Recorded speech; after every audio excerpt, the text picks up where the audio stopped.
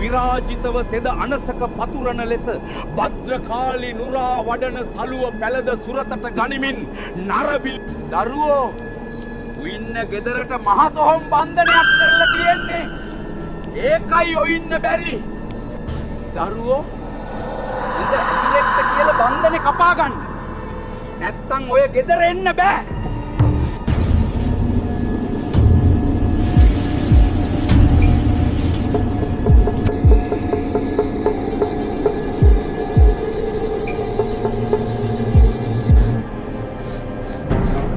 මහසොහොන් බන්ධනයක් කරලාලු බන් තියෙන්නේ.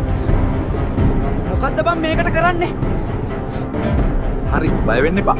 අපේ මාමා කෙනෙක් ඉන්නවා එයාට කියලා බලමු. මචං මොකක් හරි කරලා දෙයි. අනේ ලොකු දෙයක් බං. මාමාගේ නම්බර් එක දාන්න මං කතා කරන්නම්. කග්ගඩි මාමි මට පොඩි වැඩක් කරගන්න ඕන.